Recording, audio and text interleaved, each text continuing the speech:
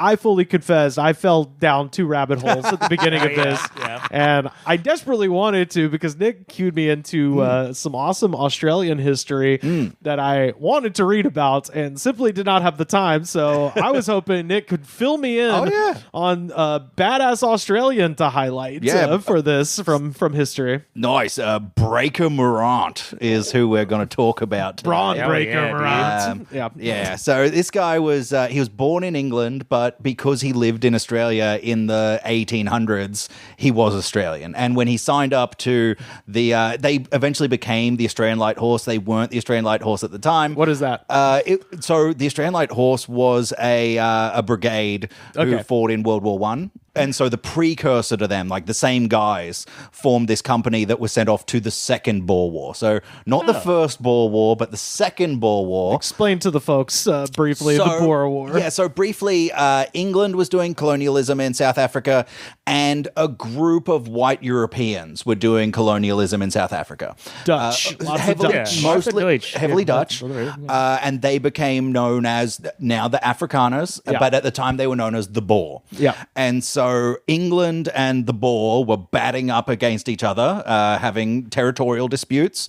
And the way in which both of them were treating the native people was horrific. Like, we understand how colonialism works. This is Alien versus Predator. Absolutely. No matter who wins, we lose. Exactly. So the South Africans were being very poorly treated by all of the colonial powers involved. Yeah. But what happened was the British got really fed up with the Boer, and so they turned to this company of Australians, and they were like, go fuck them up. And a bit of that, I would assume, has to be the fact that Australia was a colony as well. Yes. So it's like, why are we wasting British troops? Let's get these guys they know how to run a colony. Yeah. So let's get these guys to go do it. Yeah. It's not like we used any excuse to get these fuckers out of England. Like they're drinking up all the booze. They're riding. They're stealing all the bread for their families. He's known as like a bush balladeer, which was a very Australian thing. Like there's a lot of artists growing out of like early colonial Australia. Hell yeah. So like there was writing bush ballads. There was also some amazing poets and painters who, from World War One.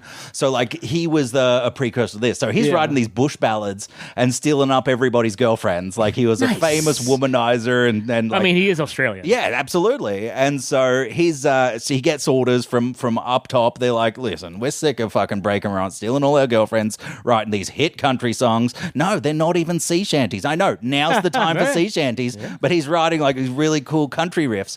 And so they get the order, go fuck them up. So they go fuck them up. And at the resulting war crimes trial. Oh, boy.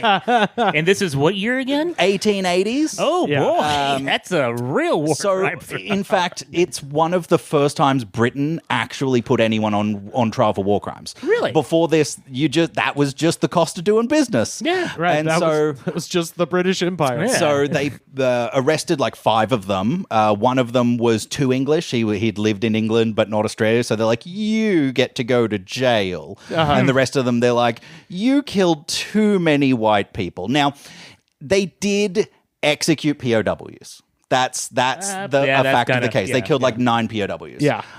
There is the claim to be made, like, or the understanding that those POWs were all white people. Those were white Afrikaners. Yeah. They were charged with a crime for killing white people. Right. The amount of black people who were killed by both of these sides during this time was staggering. This was colonialist bullshit. Yeah. So, like, there's a generous read of history, which is that Breaker Morant and his guys got out onto the plain and they saw basically RRR Ray Winstone style bullshit going on. Yeah. And they were like, nah. And they just dropped bodies. Yeah. And so they killed a whole lot of people, including some missionaries who were forcibly converting people. Oh, well, good. And good. giving like absolution for crimes that the Boer would do. Like, I feel bad at the number of rapes that we did. Well, you're forgiven. So the Breaker Morant turns up and is like, none of you are forgiven. Not a one of you. Oh, wow. And so boom, clean slate. So the Brits were like, you can't kill that that many white people and not answer for it. So we're going to execute you. And he was like, you're seriously going to kill me for being too good at my job. Yeah. That's where we're at. You're going to put me to death for being too good at my job. And I'm sure the crown was like, yes. Let me give you one piece of advice, Sonny Jim. Don't miss. Hell yeah. His final words were, shoot straight, you bastards. Fuck yeah. Wow. So, Nice. like, he was pretty unrepentant all the way up until... And interestingly enough, like, the descendants of the Afrikaners who consider themselves his victims were like, justice wasn't done because they pardoned that one Irish guy. And... Australians are like, justice And wasn't he done moved to because... Argentina. Right. Yeah. Along with a bunch of people 40 years later joined him over there. So the Australians look at it like, one, the British treated the Australians like we were disposable. They were don't like, say. They threw us into the desert and said, take care of a problem, and then they did, and then they were hung out to dry for doing it. Yeah. In Gallipoli, just 20 years later, we were sent waves of us into machine gun fire by the British High Command. Right. It was after that point that Australians stopped taking orders from the British. We created our own command hierarchy so that we could commit war crimes that we choose to. Right. Not ones that we're Well, you can made follow to. us into can follow our us. war Exactly, crimes. exactly. Yeah.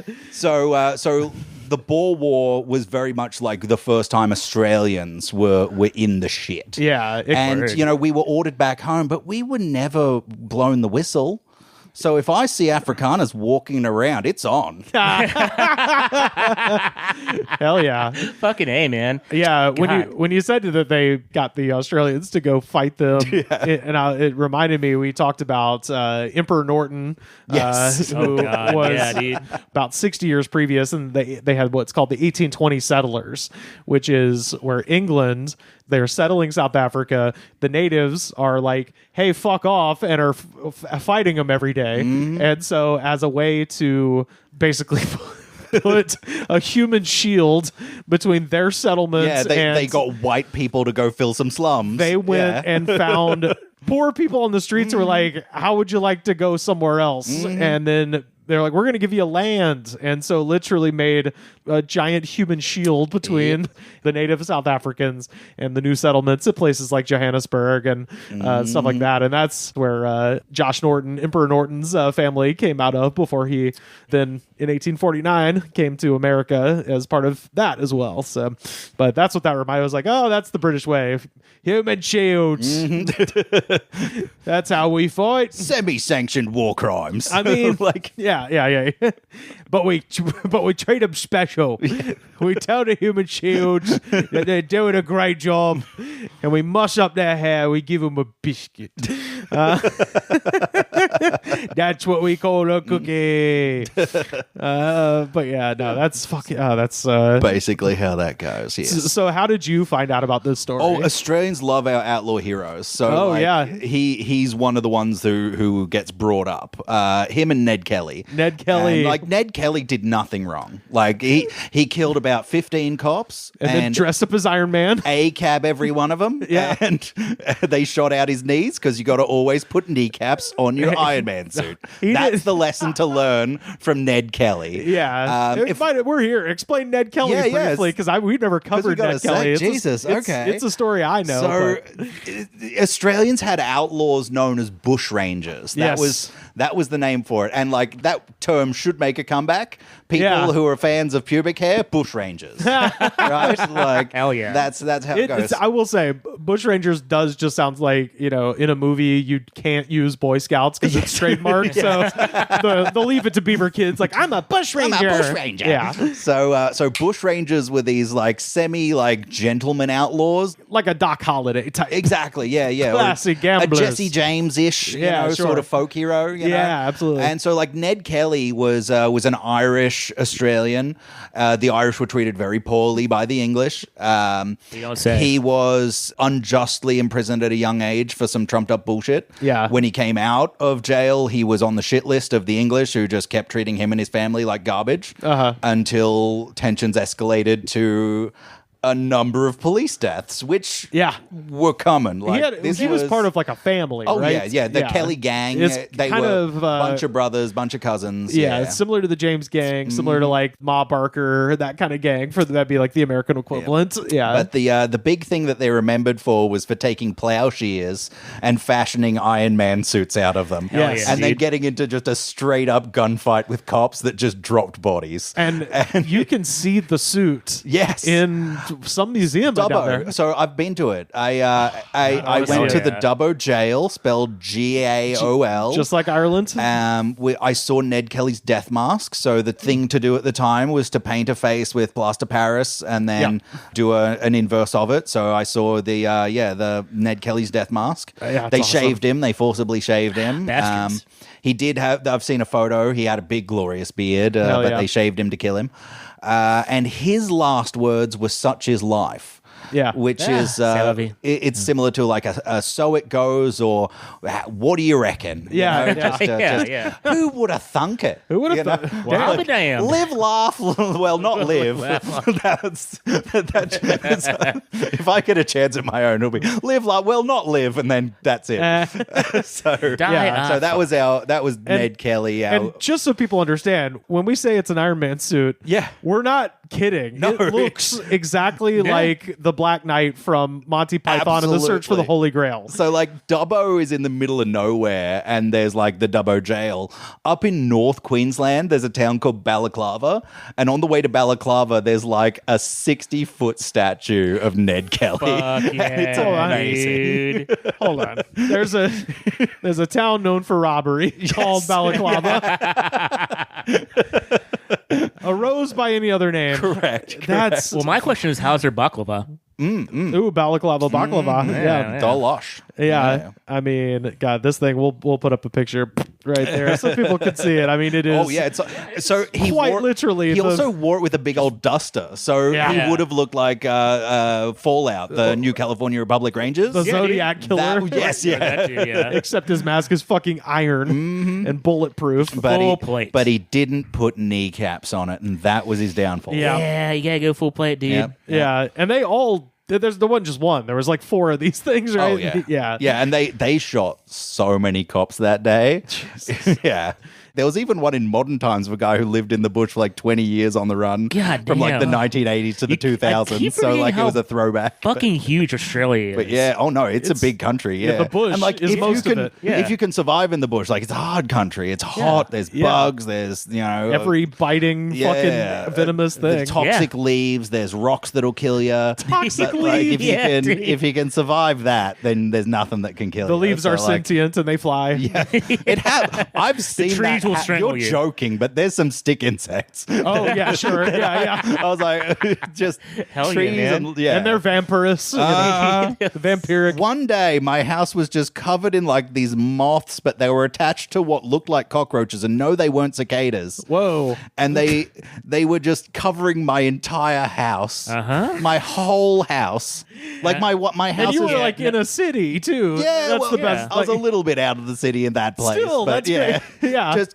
blanketing out the sky. Just there was some swarms. It's like me going to Pomona and being like, Jesus, at the flying squirrel killers, you know. Yeah. The flying killer squirrels. Oh, we got sugar gliders too, though. Like that's a little marsupial mouse Yeah. that can yeah, glide. yeah. So like they're endangered because they're. Yeah, I've they're- seen some. but I've they're seen some cute. some Yeah. cokeheads with sugar gliders around here. I know. That is yeah. a common drug dealer thing to have. Yeah. Oh, yeah. That's snakes and lizards. If they're not Yeah. into snakes, they got sugar gliders. Yeah. So there was a bunch of people smuggling them out of the country. I remember, like in school, they showed us a bunch of different ways. One of the ways they got bananas.